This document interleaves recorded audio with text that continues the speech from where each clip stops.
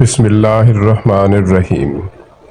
رشتے اور راستے تب ختم ہوتے ہیں جب پاؤں نہیں دل تھک جاتے ہیں۔ مصروف زندگی نماز کو مشکل بنا دیتی ہے، لیکن نماز مصروف زندگی کو بھی آسان بنا دیتی ہے۔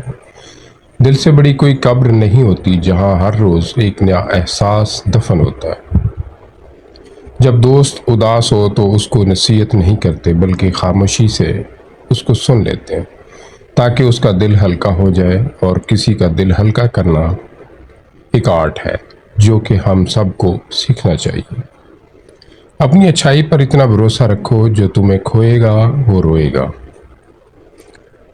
چہرے اجنبی ہو جائیں تو انسان کو اتنا فرق نہیں پڑتا، لیکن جب لہجے اجنبی ہو جائیں تو بہت تکلیف دیتے ہیں۔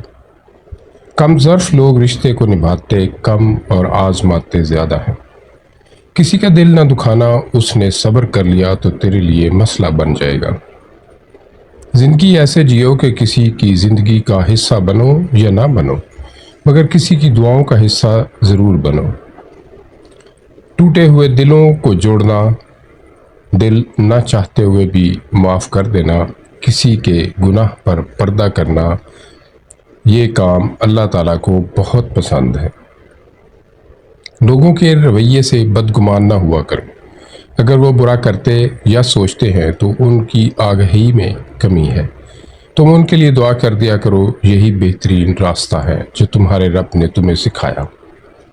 انسان کے ارد گرد ایسے بھی لوگ اپنوں کی شکل میں موجود ہوتے ہیں جو گلے لگا کر انسان کی جڑیں کاٹ دیتے ہیں۔ سچے لوگوں کو غصہ جلدی آ جاتا ہے، منافق لوگ منہ پر مسکراہٹ اور دل میں غصہ رکھتے ہیں۔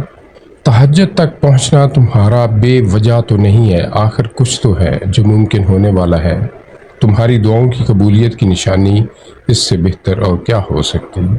ٹوٹنے کا مطلب ہمیشہ ختم ہونا نہیں ہوتا، کبھی کبھی ٹوٹنا زندگی کا آغاز ہوتا ہے۔